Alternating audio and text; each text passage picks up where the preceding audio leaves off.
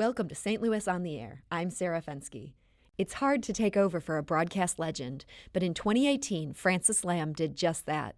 The New York Times columnist and cookbook editor took the helm of the Splendid Table, replacing host Lynn Rosetta Casper after a 21-year run. The cooking show, an American public media mainstay, airs on this station Sundays at 7 p.m. Now this New Jersey native, the son of Chinese immigrants, is coming to St. Louis Public Radio for a live taping of the Splendid Table on Thursday, August 15th. He'll share the stage with Tamara Keefe, CEO of Clementine's Creamery, Michael Galina, the chef-owner of Vicia, and Chef Ramon Cuffey of Herbie's. Francis Lamb joined us in advance of his visit. Francis, thanks for talking to us today. Thanks so much for having me. We know that many people locally listen to the Splendid Table, but for those who don't catch it on Sunday evenings at 7 on St. Louis Public Radio or listen to the podcast, can you describe the show? What are you trying to accomplish with it? I really appreciate the plug, first of all. It was so subtle, wasn't it? Sometimes what I go really subtle with is when I tell people, like, even if you don't listen to us, download the podcast. It's great. We could use the numbers. But, that's when I'm at my absolute tackiest.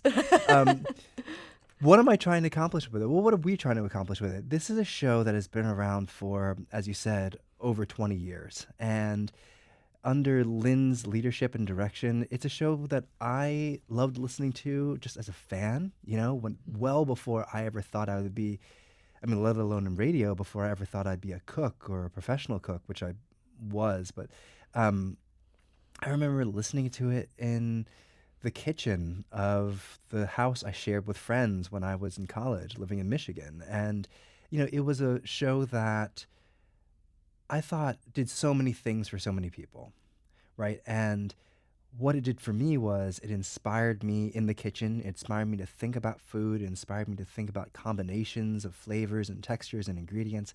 But as I kept listening, what I realized what happened too was it would go beyond the kitchen so often. And Lynn was a terrific cooking teacher. That was her background originally before she even did the show. So she had instruction really, really nailed down, and she could really guide people through the process of cooking and inspire them to cook. But her interests were always so wide-ranging. And what I realized being listening to the show was that often we might hear her start a conversation with someone about their cookbook, about their recipes, but really it would go into, well, tell me about the culture that this cuisine comes from, or tell me about the home you grew up in, or tell me about the research you did about this place that, you have family ancestry in, or that you had never seen before until you started writing about it. All these things. And I realized that, the way she talked about food was so often much more than about the food itself. And that's kind of where I come in.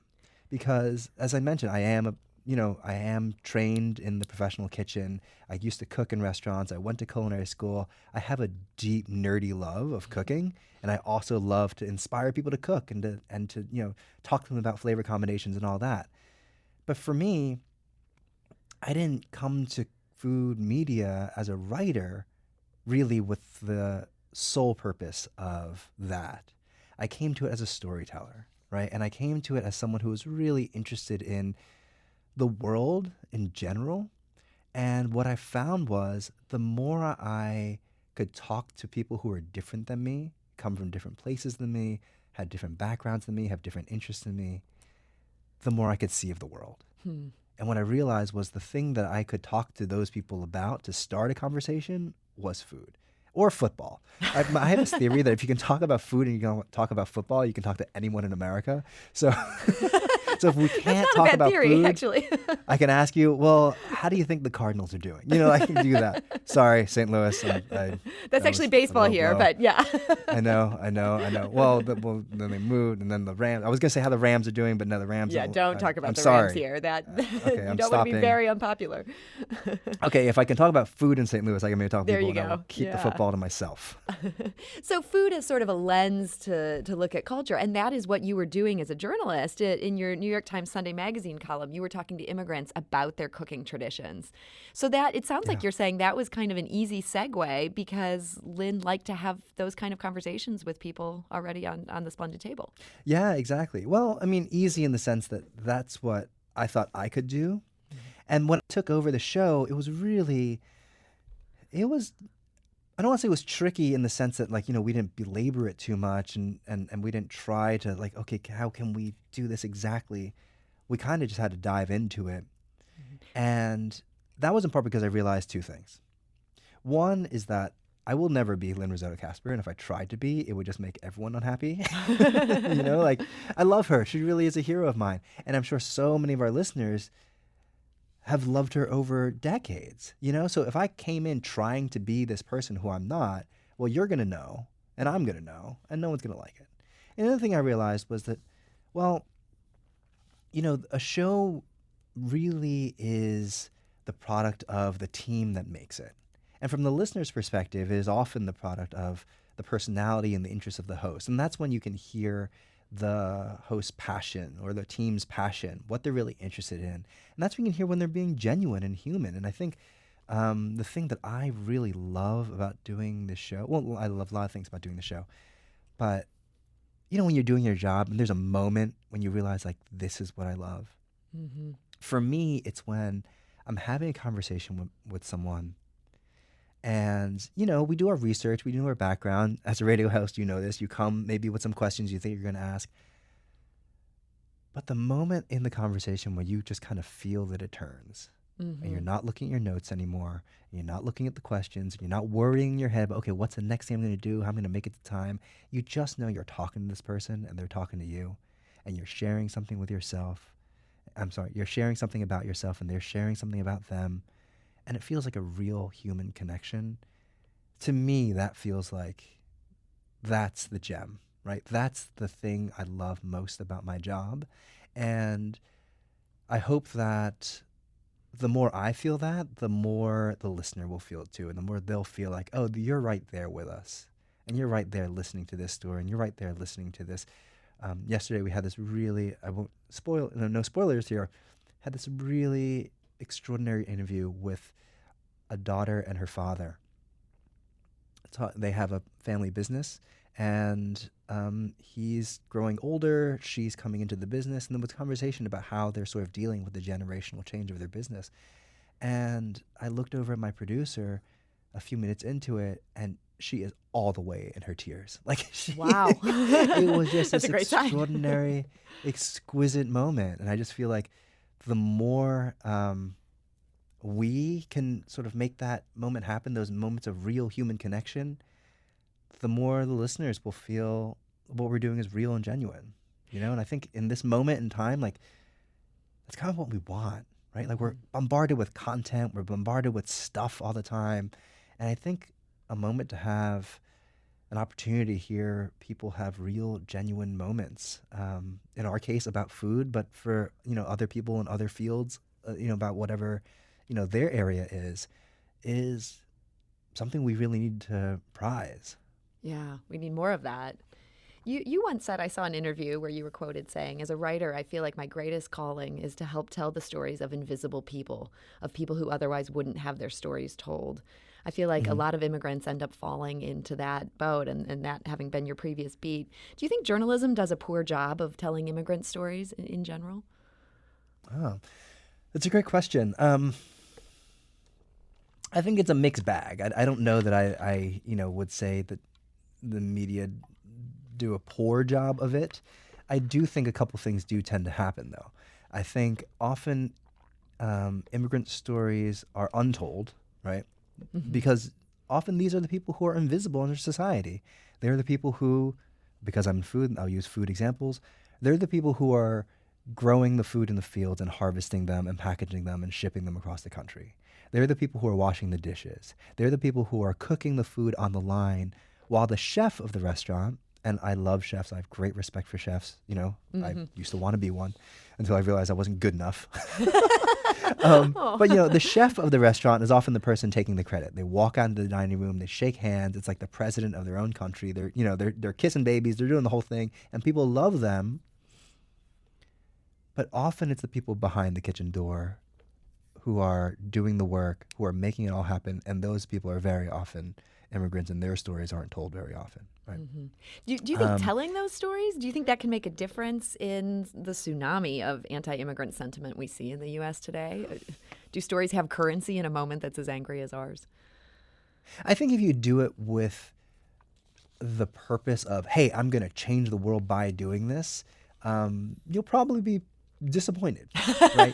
Yeah. I mean, I'm just being frank about No, it. I think You that's know, if you honest. say like, if I only run more stories on my program, on my show, in my magazine, whatever about this, then we're going to change the world. I think it's the more sort of realistic and in some ways motivating way to do it is to understand that in a moment like ours that is full of anger and full of disagreement and disagreement that's about like not even like not connecting and not talking to each other, it's about not seeing one another, right? It's like there are people who, unfortunately, you know, I remember in the 2008 election, you know, Sarah Palin, but like the started this rhetoric, I think, but this whole idea about real Americans. Who are the real Americans? And I think that's really damaging and really sad and really unfortunate because what it sets up is this dynamic of people who are now not saying, hey, we're Americans, but we have different opinions and we have different ideas of how the country should go. It established this idea that there are people who are quote unquote real and there are people who are not. And people who are real belong and people who are not don't belong. And I think that is a really, really, really hard dynamic to get out of, right? Once people have gotten into that kind of mode of conversation, it's really hard to get out of it. And again, sorry to bring it back to your question, the more we tell stories of invisible people, the more I've always thought what you're doing is not, you can't convince a person, you're not changing a person's mind on the spot, I don't think. But what we can do is keep reinforcing the idea that, hey, you know what? We're all human and we all have human stories. And invisible people are human in the same way that you are human. And if we can start from there and reset our expectations and reset our perspectives, we can get into hopefully a place where we can get back to a more, you know, productive conversation about how we can move forward as a country and not just who belongs and who doesn't. Does that make sense? Like, I don't think you can like tell 8 stories and you're changing the world, but I think we need to keep telling ourselves stories about one another that we don't know, people that we don't know, people that we don't see, and see them. And the more we see them, the more we can come back to a place where we can start agreeing to at least disagree, but at least we can see one another again. We're talking with Francis Lamb, the host of the Splendid Table, who will be visiting St. Louis Public Radio on August 15th. So, Francis, you're coming to town. Let's talk about that town for a minute. Earlier this year, the world went crazy when it discovered our penchant for slicing bagels like a loaf of bread. I don't know if this controversy caught your eye. It was certainly huge news in St. Louis that the people were shocked and offended by our tendency to do this. What's your take on this practice? Can you understand us as people since we're doing this? I see you. They're like bagel chips, but not toasted. I get it. I am a New Yorker. Okay, I am a New Yorker. Let me say, on behalf of myself and not any other New Yorker, I think it's fine. Like, whoa! I really don't care. We like, have been validated by the national media. No, I know. Is there like? I mean, like, people were freaking out about it. I was like, I don't know, man. Have some sense of proportion. It seems fine. Like, I don't know. You go to the corner deli here and you see people who like, okay, well, how I want my bagel is I want you to cut it in half, you know, slice the long way, and then I want you to scoop it out. So I want you to throw out half the bagel before you give me the bagel. And like, no one seems to mind that here. Why is slicing it like vertically like weird to you? I just don't understand why people were so freaked about it. That said, it seems like a lot to have to carry around. Like, if I can carry a bagel versus carrying 16 slices of bagel, I don't know, convenience-wise, maybe it's just easier to carry the bagel, but do you? You know, this is also my larger food philosophy. It's kind of like, do you? You do you. You can live and let live when it comes to things like this. You need your bagel to be, you know, 1/8 of an inch thick? Sure, do your thing. So one of the things that makes St. Louis a kind of strange and wonderful place is we do also have some other unique foods here. Has anyone ever told you about toasted ravioli? I I have had toasted ravioli, Oh. not in St. Louis. I've had them, and they looked fried to me. Yeah, it's basically That was just my a that fried was my ravioli. confusion. I'm like, which I mean, hey, I got no argument against that. That sounds awesome. I just don't. I want to know why they're called toasted. Not to put you on Is the it like spot here, but genteel? where else in the country are they serving toasted ravioli? Did this happen in New York? I find that hard to I believe. grew up. I grew up in New Jersey, Mm-hmm. and so there was definitely a like red sauce Italian place that I remember going to in the mall because that's where we eat in New Jersey, apparently in the shopping mall. When I was in high school, and they had toasted ravioli on the menu, I was like, "Oh, that sounds cool. What's that?" And I got it. I'm like, "They're they're fried. I mean, they're delicious. You took a ravioli and you fried it. Like that's great." Yeah. I never got to the bottom of why they were called toasted, and then I realized, or then I learned many years later, oh, in St. Louis, that's what they're called. Yeah. So I want to know how they got that name. Yeah, that's a really good question. I feel like our local media has fallen down on getting an answer to that. We've just always accepted it. And you're right. We should not accept this untruth here. I guess in terms yeah. I mean, it's the name of it, right? I guess the tradition becomes the accuracy. Yeah, totally. With a city like St. Louis, which has this sort of deep passion for this regional cuisine that you can't find anywhere else. We've got toasted ravioli, we've got gooey butter cake. Do you think things like this that are sort of these local foodstuffs, do you see that disappearing as we increasingly become more internationally minded eaters? I mean, now, thank God, you can finally get good Chinese food in St. Louis, which wasn't true for a long time. Is that going to wipe out things like the toasted ravioli, do you think? Honestly, I think it's more is more, right? Meaning, I don't think this is kind of like that dichotomy we were talking about, right? Like, and I think it, people often say to me like, "Hey, you talk about food, stick to food. Don't muck it up with politics." And I understand that perspective, I really do. But I kind of want to say like, you kind of can't separate them because, in a sense, like how we see the world is how we see the world, right? And things like food will fall into the larger bucket of how we see the world. And if we talk about, hey, is our tradition going to disappear if we start giving attention to different traditions that might be coming here or might be arising here, then we set up that thing again where it's like, it's always going to be zero sum. And it's always going to be, well, if this thing I love is, is it going to go away if we make room for someone else? And I just don't think that's true. And I think that people will love the foods of their place and can love new foods coming to that place as well. And I think there's always room for both, at least in our consciousness, in our minds. And, then there's real world ramifications of, this community is aging out of this place, and there's only so many storefronts and the real estate, like the real world does have an icky way of intruding on idealism. But I guess what I want to say is there are ways in which regionalisms are fading, in that a lot of our media is national. A lot of our social media is sort of like not of a place, right? Like I can read your Twitter feed just as easy as I can read a Twitter feed from someone from Anchorage or someone from, Idaho or someone from Orlando. And so in a sense, that is sort of making our regional boundaries disappearing more than, say, immigrants coming to a city that, or new immigrant populations flourishing in a city.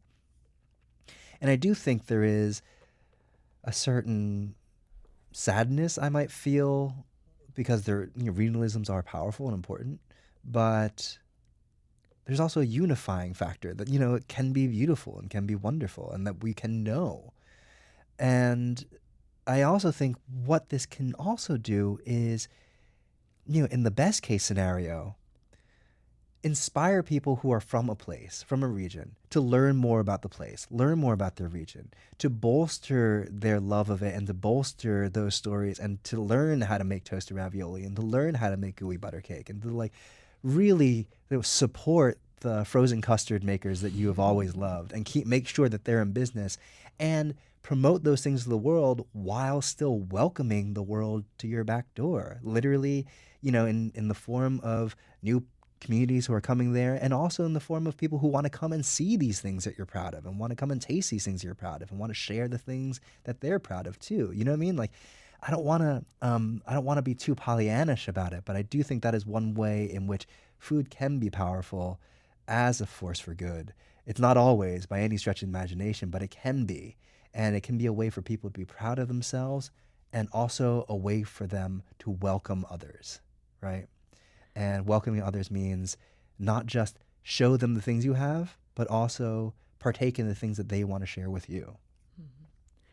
Let's go back to radio for a moment. Last year was your first time on your own hosting Turkey Confidential, which is the annual live call-in radio show. It's a Thanksgiving staple for kitchens across the country. And talk about cooking traditions. I can't believe you're going to make me talk about this in August. Oh, man.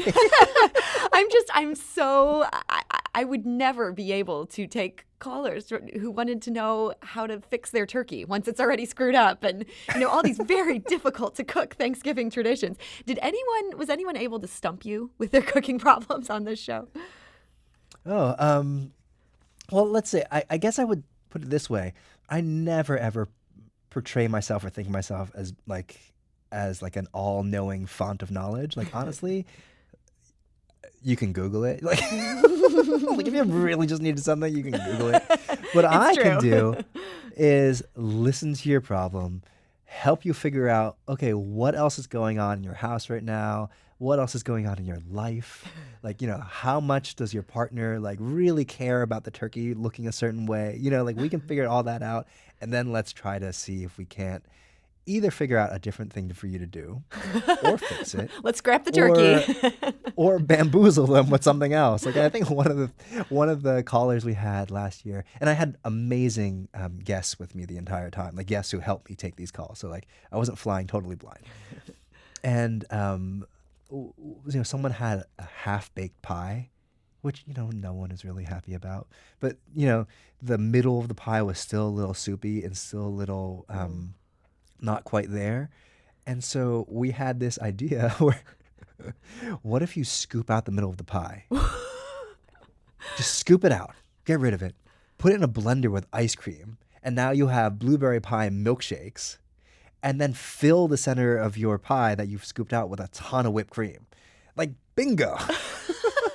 So now you have a ton of whipped cream with your blueberry pie, the part of the pie that was cooked and delicious, and you have blueberry pie flavored milkshakes to go alongside. It was, you can always bamboozle your guests one way or the other. I don't know if my mother would be bamboozled by that. I think she would have felt like, wow, Sarah screwed up the pie. No. But it sounds now like I'm mad about this milkshake I get to drink? Yeah. Come on. I mean, it sounds like you're almost there as a therapist. You're there to help people feel okay about the fact that cooking is hard. Yeah, I mean, it is. That's the thing. It is. Like, or at least lots of kinds of cooking can be hard, and lots of kinds of cooking can be simple. And I think one of the things we have to, or one thing that's really helpful for us to do for ourselves is remind ourselves which kind of cooking we're doing at any particular moment. You know what I mean? Like, you can't walk into it and be like, this is going to be a breeze and all the time, and just find yourself constantly overwhelmed. Because sometimes it's hard, and it's okay. And we just need to make peace with it, and then find out how to bamboozle your guests. And on that note, Francis, thank you so much for talking with us today. It was a pleasure. Thanks for having me. That's Francis Lamb, host of The Splendid Table. The show airs on this station Sunday nights at 7. Francis Lamb will be hosting a live taping of the show next Thursday, August 15th, and will be joined by the local chefs of Clementine's Creamery, Vicia, and Herbie's. For ticket information, visit stlpublicradio.org/events. This is St. Louis on the Air on St. Louis Public Radio, 90.7 KWMU.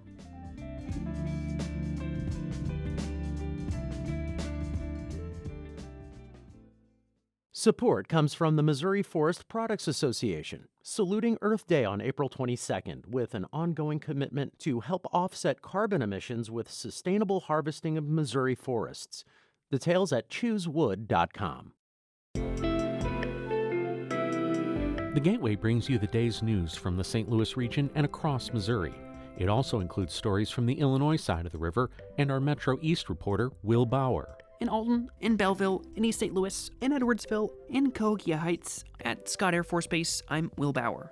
St. Louis Public Radio. Listen to reports from Will and all of our journalists weekdays on the Gateway, on the STLPR app, and wherever you get podcasts.